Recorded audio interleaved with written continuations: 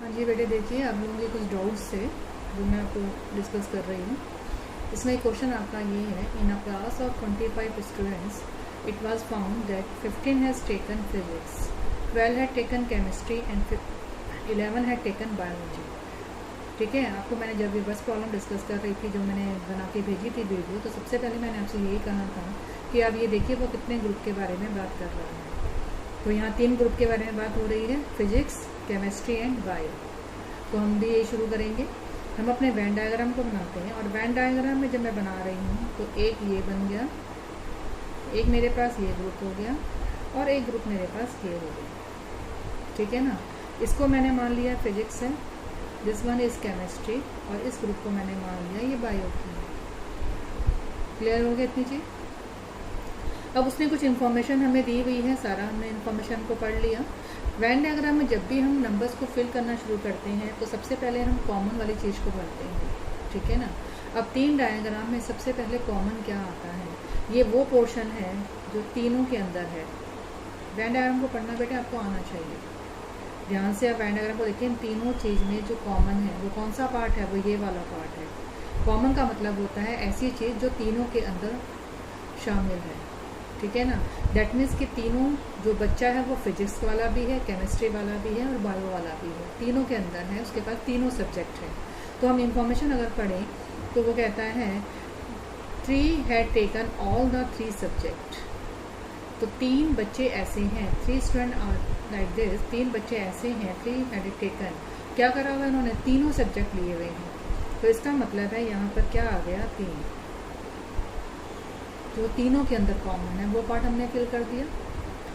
अब भी हमें कॉमन वाला ही पहले फिल करना है।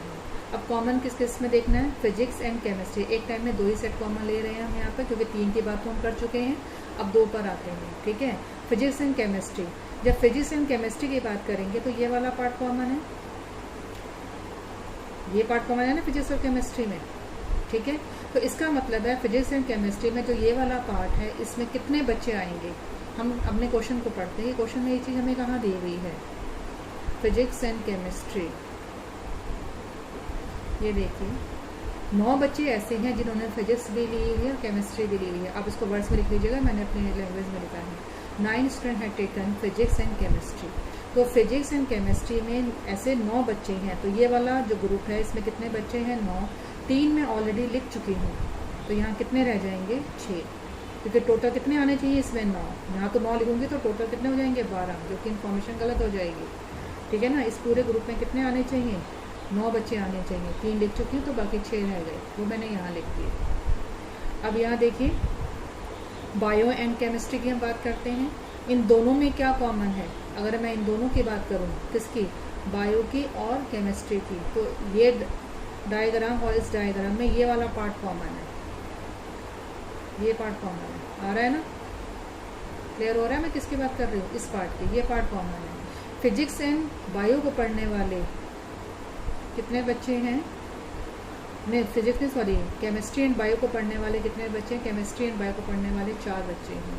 3 मैं ऑलरेडी लिख चुकी हूँ इस ग्रुप में, तो 1 रह गया, टोटल हो गए 4। इस ग्रुप में कितने बच्चे आ गए, 4। अब किसका इंटरसेक्शन रह गया मेरे पास, फिजिक्स एंड बायो का। ठीक है, फिजिक्स एंड बायो को पढ़ने वाले कितने लोग हैं, बायो एंड केमिस्ट्री हो गई, फिजिक्स एंड केमिस्ट्री हो गई, और अब क्या रह गया,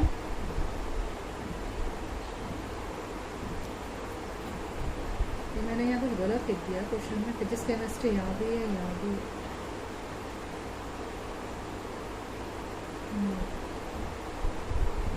अच्छा ये है, sorry, 5 had taken physics and biology. 5 ने क्या लिया हुआ है, फिजिक्स और बायो लिया हुआ है। वो 5 बच्चे जिन्होंने फिजिक्स और बायो लिया हुआ है, फिजिक्स एंड बायो, उसका कॉमन पार्ट कौन सा है, ये वाला है, ये कॉमन पार्ट है ना फिजिक्स और बायो का।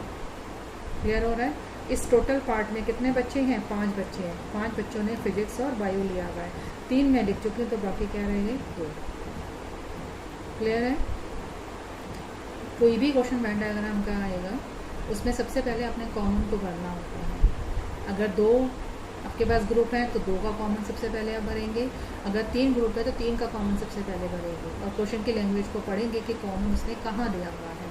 तो जो कॉमन पार्ट है उसको ध्यान से देखिए कि वेन डायग्राम में कॉमन पार्ट कौन सा बनता है, तीनों का ये पता है। वेन डायग्राम पढ़ना बेटा आपको आ जाना चाहिए। ये कॉमन पार्ट है जिसमें हमने 3 भर दिया।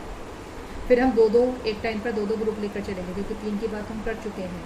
तो फिजिक्स एंड केमिस्ट्री का कॉमन कौन सा बनता है, ये बनता है। बायो एंड केमिस्ट्री का कॉमन कौन सा बनता है, ये वाला पार्ट बनता है, ठीक है ना। ऐसे फिजिक्स एंड बायो का कौन सा कॉमन पार्ट बनता है, ये वाला बनता है। क्लियर हो गया। तो कॉमन पार्ट को हमने पहले फिल कर दिया। इतनी बात समझ में आ गई। अब हम इंडिविजुअल ग्रुप में जाएंगे। फिजिक्स में वो कहता है 15 हैड टेकन फिजिक्स। फिजिक्स को पढ़ने वाले 15 बच्चे हैं। फिजिक्स को कितने बच्चे पढ़ रहे हैं, 15 बच्चे पढ़ रहे हैं। फिजिक्स ये पूरा ग्रुप है, पूरा ग्रुप है ना ये फिजिक्स हमारे पास। इस पूरे ग्रुप में 15 बच्चे आने चाहिए, जिसमें से मैं कुछ तो लिख चुकी हूँ। 6 + 3 9, 9 + 2 11। तो पूरे ग्रुप में 15 बच्चे हैं, 11 मैं लिख चुकी हूँ। तो कितने रह गए, 4। कितने पार्ट में रह गए, इतने पार्ट में। कितने रह गए, 4, ठीक है। केमिस्ट्री में आइए। 12 हैड टेकन केमिस्ट्री। अब केमिस्ट्री कौन सा ग्रुप है, ये वाला ग्रुप है। ये पूरा सर्कल केमिस्ट्री है। इसको पढ़ने वाले कितने बच्चे हैं, 12 बच्चे हैं। 6 + 3 + 1 10 हो गए। तो इतने पार्ट में ये जो रह गया, कितने बच्चे रह गए, 2 बच्चे रह गए। On the same line 11 had taken biology. Biology को पढ़ने वाले इस पूरे ग्रुप में 11 बच्चे हैं। तो 3 + 2 5 + 1 6। तो यहाँ पे कितने रह गए, 5। कितने पार्ट में, कितने पार्ट में रह गए, 5। यह हो गया हमारा Venn diagram complete. I hope आपको क्लियर हो गया होगा। नहीं तो बार बार चलाते देखिए, आपको क्लियर हो जाएगा। कोई ज़्यादा मुश्किल नहीं है ये। अब वो कह रहा है कि हमारे पास क्वेश्चन में वो क्या पूछ रहा है, हम उसकी बात कर रहे हैं। First part, find the number of the student that had at least one of the subject. Question की लैंग्वेज को देखिए बेटा, at least one of the subject. At least one of the subject का मतलब क्या हो गया कि उसके पास कम से कम एक सब्जेक्ट तो होना ही चाहिए, एक से ज़्यादा भी हो सकते हैं। समझ में आ रहा है question. At least one of the subject का मतलब क्या है, कम से कम एक तो होना ही चाहिए। कम से कम एक होने का मतलब क्या है, उसके पास ज़्यादा भी हो सकते हैं।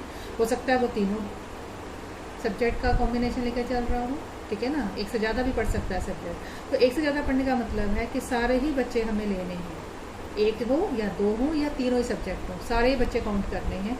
तो ये तो सारा जो ग्रुप है ये पूरा, इन सब की बात की जा रही है कि इसमें कितने बच्चे आ रहे हैं। तो वो कितने बच्चे आ रहे हैं, टोटल कर लीजिए। 6 + 3 9 to 11 15 17 18 18 + 5 23। तो हमारे पास फर्स्ट पार्ट का आंसर हो गया 23 स्टूडेंट ऐसे हैं जिन्होंने क्या लिया हुआ है, सारे सब्जेक्ट लेंगे। या तो एक सब्जेक्ट लिया या 2 लिया या 3 लिया, जो भी लिया हुआ है कम से कम एक तो लिया ही हुआ है, एक से ज़्यादा भी ले सकते हैं बच्चे। पूरे ही बच्चों के बारे में बात हो रही है। 23 स्टूडेंट्स हैं ऐसे, ठीक है। सेकेंड पार्ट, वो कह रहा है student had taken only one of the subject. बच्चे ने सिर्फ एक ही सब्जेक्ट लिया है, या तो उसने फिजिक्स ली है या केमिस्ट्री ली है या सिर्फ बायो ली है, ठीक है। ये है फिजिक्स को पढ़ने वाले बच्चे, ठीक है। क्वेश्चन मैंने भी कराया था ऐसा, फिजिक्स को पढ़ने वाले या केवल फिजिक्स को पढ़ने वाले, दोनों बातों में फ़र्क होता है।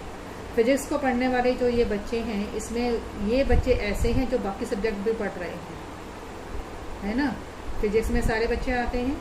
इन सारे बच्चों में ये जो बच्चे हैं ये या तो केमिस्ट्री पढ़ रहे हैं या बायो पढ़ रहे हैं। तो जो सिर्फ फिजिक्स पढ़ रहे हैं वो ये वाला ग्रुप होगा। और इसमें कितने बच्चे हैं, 4, ठीक है। जो सिर्फ केमिस्ट्री पढ़ रहे हैं, अब ये सारा केमिस्ट्री का ग्रुप है, इसमें से ये बच्चे ये भी पढ़ रहे हैं, ये भी पढ़ रहे हैं। लेकिन सिर्फ केमिस्ट्री पढ़ने वाले बच्चे कौन से होंगे, जो इस पार्ट में आ रहे होंगे, जो ये वाला पार्ट है सिर्फ, वो कितने हैं, 2 बच्चे हैं। ऑन द सेम लाइन सिर्फ बायो पढ़ने वाले कितने बच्चे हैं, 5 बच्चे हैं।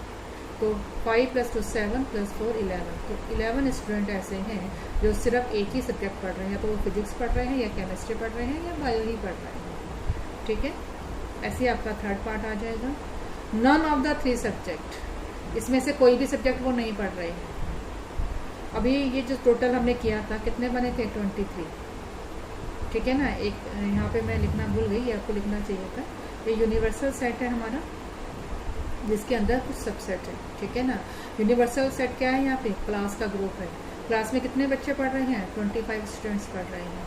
जिसमें से 25 बच्चों में से 23 बच्चों ने कोई ना कोई सब्जेक्ट तो लिया हुआ है।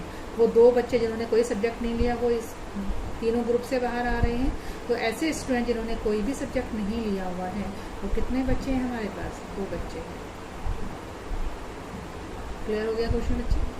इस तरह से अपने वेन डायग्राम से इसको करना है। इसको आप फॉर्मूले से भी कर सकते हैं, लेकिन एडवाइस ये किया जाता है वेन डायग्राम से कीजिए, क्योंकि आंसर जल्दी आ जाते हैं और बड़े इजीली आ जाते हैं। ठीक है, हाँ जी। अब ये देखिए एक ये क्वेश्चन है, वो कहते हैं जो स्टूडेंट है विजिट किया है, किसी क्लास के बच्चों ने सिनेमा हॉल में विजिट किया है। 16 बच्चों ने फिल्म ए देखी है, 27 बच्चों ने बी फिल्म को देखा है और 29 ने सी को देखा है। सी फिल्म को देखा हुआ 29 बच्चों ने। किसी भी बच्चे ने फिल्म को 2 बार, एक ही फिल्म को 2 बार नहीं देखा। किसी भी बच्चे ने एक फिल्म को 2 बार नहीं देखा है।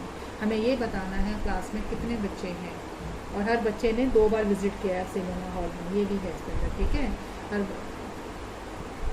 फिर से हमारे पास 2 तरीके हैं बेटा। एक तो बड़ा सिंपल है, चलो पहले मैं वेन डायग्राम से आपको बता दूं क्या है।